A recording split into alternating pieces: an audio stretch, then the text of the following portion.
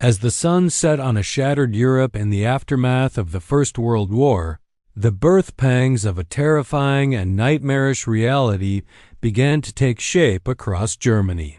The social and economic chaos left in the wake of the Great War created a fertile ground for extremist ideologies.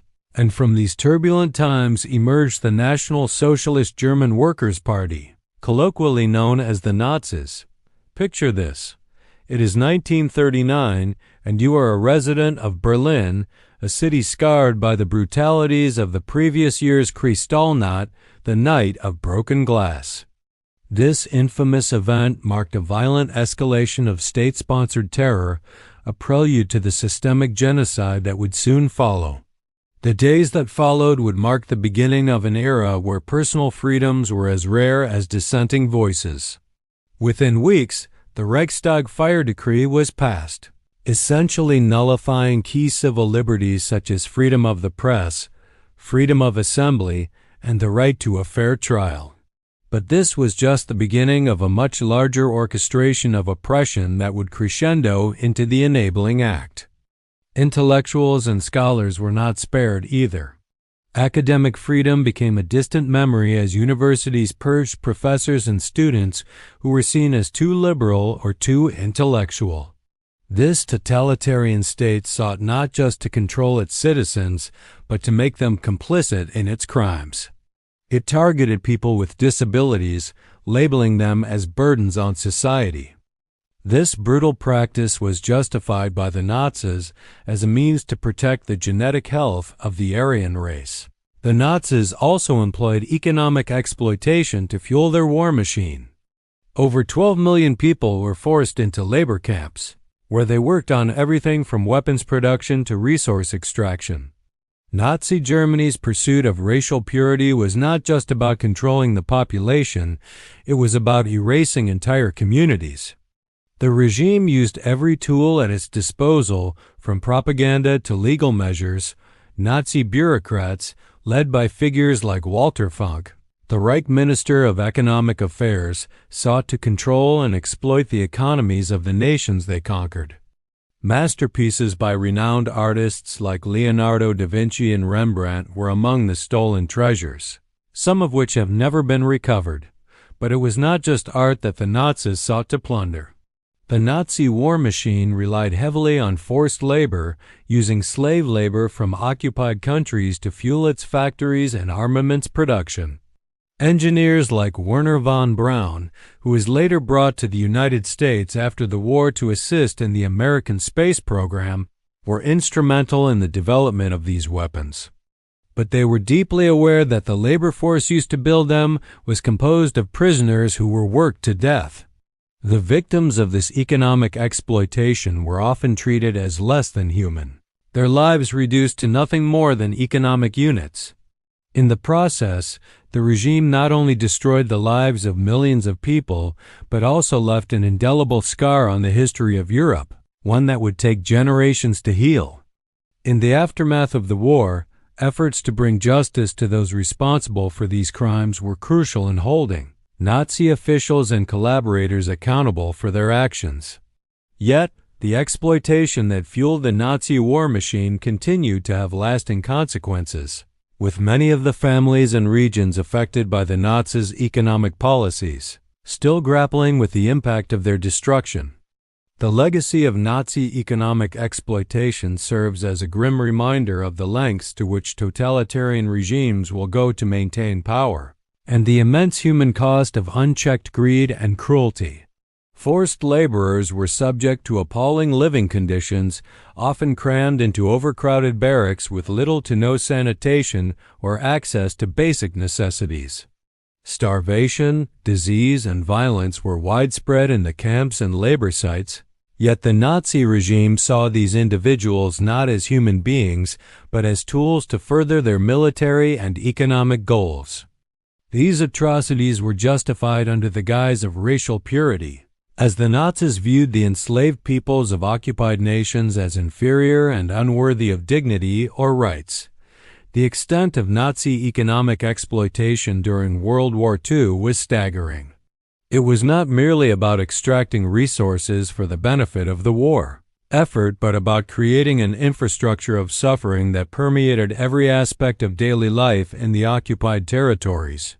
The these rockets, which were meant to strike fear into the hearts of the Allies, were built on the suffering and death of those whose lives were reduced to numbers on a camp roster.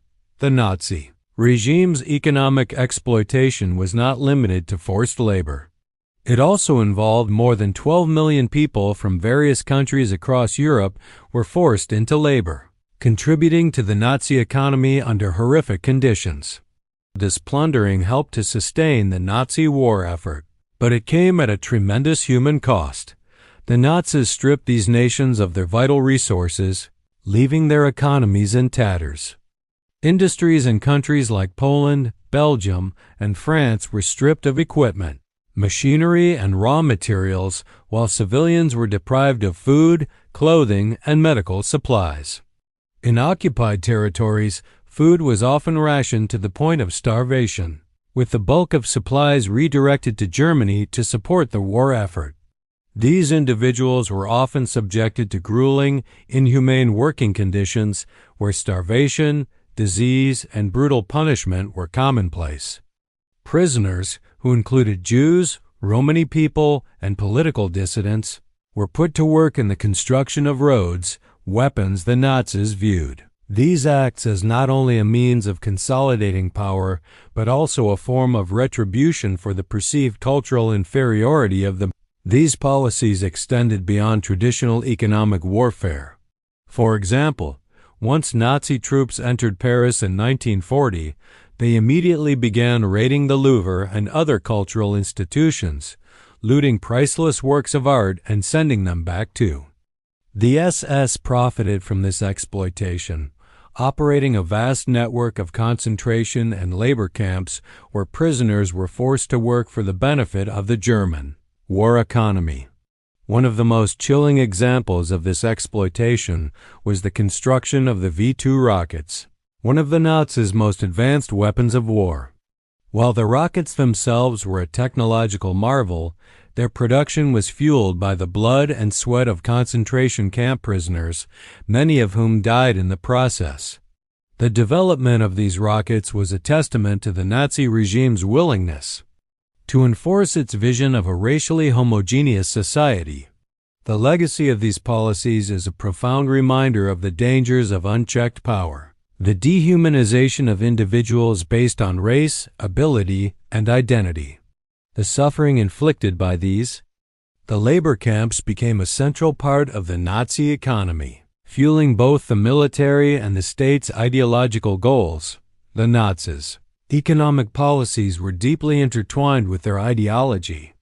Their ambitions were not just focused on military conquest, but also on plundering the resources of occupied nations and exploiting the labor of enslaved peoples. This exploitation was a fundamental part of the Nazi war effort, enabling the regime to fund its military ambitions while furthering its racial purity through these policies. The Nazis sought to create a racially pure society built on the exploitation and suffering of millions. The forced sterilizations, euthanasia programs, and the economic plundering of occupied countries showed the regime's total disregard for human life. These actions laid the regime looted art and cultural treasures, stealing valuable resources from occupied territories. More importantly, they relied on forced labor, using millions of people from conquered countries. These laborers were often worked to death under brutal conditions, and their suffering provided the foundation for Nazi Germany's economy during the war. In occupied nations, the Nazis systematically stole resources, such as coal but it was nothing more than an inhumane violation of human rights. Women were also targeted by the regime's racial purity policies. The Reich Bride Institute, created in 1936, promoted the idea that women's primary role was to bear children for the Aryan race. The state encouraged women to marry and have large families, while discouraging them from working outside the home. However, with the onset of war, Women were pulled. Over 70,000 individuals were murdered in a clinical, state-sponsored operation that used gas chambers disguised as showers. This program was a precursor to the larger-scale extermination efforts during the Holocaust, showing the Nazis' willingness to dehumanize and kill in the name of racial purity. Alongside this, the Nazis passed the law for the prevention of hereditarily diseased offspring in 1933, which led to the forced sterilization of approximately 400,000 people. This Nazi ideology, at its core, was built on the belief in the superiority of the Aryan race and the necessity of racial hygiene. The regime's brutal eugenics policies targeted those deemed genetically inferior and sought to eliminate them to create a racially pure Germany. This ideology led to horrifying programs like forced sterilizations, euthanasia, and, eventually, mass genocide during the Holocaust. The T4 program, implemented in 1939, was one of. The Nazi state sought to control every aspect of life, including the labor force, which was tightly controlled through the abolition of trade unions and the establishment of the German Labor Front. In Nazi Germany, neutrality was considered treachery. A law that transferred legislative powers to Hitler, granting him near absolute authority. Under Hitler's regime, the gears of totalitarianism were in constant motion. The first major step was the establishment of the Gestapo, the secret state. Can you even begin to fathom the moral decay that would ensnare the nation? Imagine walking through the cobbled streets of Berlin, knowing that even a casual conversation with a neighbor could land you in a clandestine prison for subversive activities. Nazi propaganda, orchestrated by Hitler's confidant Joseph Goebbels, seeped into every corner of life. Radios, once simple household appliances, became state-controlled instruments of indoctrination, pumping Nazi ideology into German homes. The 1936 Berlin Olympics served as a grand stage for the regime's propaganda machine, attempting to portray Nazi Germany as a utopia. Yet beneath this facade, cracks were beginning to show, revealing the moral rot at the core of the Nazi state. In schools, children were not simply taught, no one was truly safe. Surveillance was everywhere. From the pulpit of churches to the tables of local cafes, not even private spaces were exempt from the eyes of the Nazi state. A chilling Nazi slogan warned, "Gossip costs lives." Private life was no sanctuary either. Listening to foreign radio stations became a criminal offense, punishable by severe retribution. Even keeping a diary was risky. A simple, private act of dissent could lead to arrest or execution. Literature, too, was under the watchful eye of the regime. Writers like Thomas Mann and Erich Maria Remarque were deemed. Can you imagine the overwhelming sense of fear in a society where speaking out against the regime could result in sudden disappearance, torture, or worse? Historian Ian Kershaw once observed, "The road to Auschwitz was built by hate, but paved with indifference." His chilling words underscore the moral bankruptcy that allowed the Nazi regime to flourish. In such a society, surviving by 1933, under the iron-fisted leadership of Adolf Hitler, the Nazis had seized full power.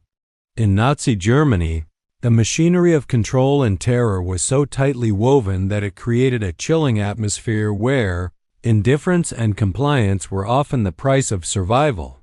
This period in history stands as a testament to how totalitarianism can erode the very fabric of humanity, as it systematically dehumanized its populace and decimated the principles of decency that uphold civilization.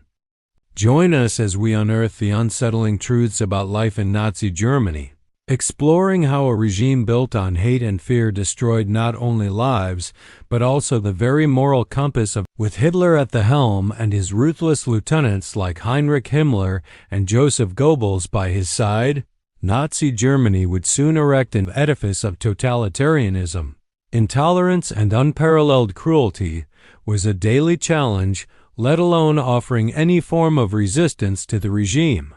An entire nation When Adolf Hitler was appointed Chancellor of Germany on January 30, 1933, he ignited the slow-burning fuse of totalitarian rule. Police led by the sinister Heinrich Himmler, undesirable, and their works were tossed into public bonfires as examples of un-German spirit. Arithmetic and grammar, they were indoctrinated with Nazi ideologies. The Hitler Youth and the League of German Girls became the conduits through which young minds were shaped for service to the Reich. Silence was complicity, and questioning the regime was tantamount to committing an act of treason. The first signs of the Nazi regime's willingness to murder those deemed unworthy of life. Individuals were deemed genetically unfit to reproduce, and their right to have children was stripped away. Into the workforce to support the war effort, illustrating the regime's selective use of women for the larger goal of preserving Aryan supremacy. France and oil from Romania, which were sent back to Germany to sustain the war effort. Foundation for the horrific genocide that would follow during the Holocaust, where millions of Jews, Romani people, and other undesirables were murdered in concentration camps.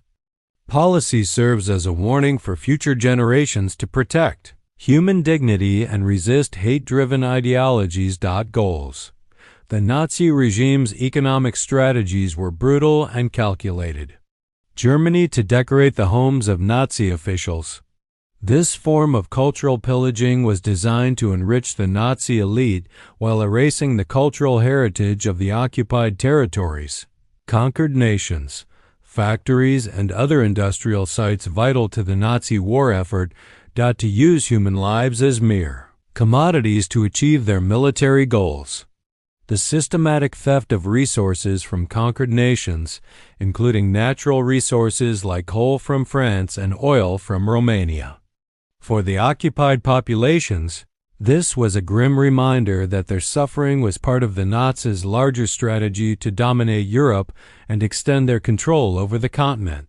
Exploitation of Europe was integral to the Nazis' larger vision of domination and genocide, and it played a crucial role in sustaining their war machine.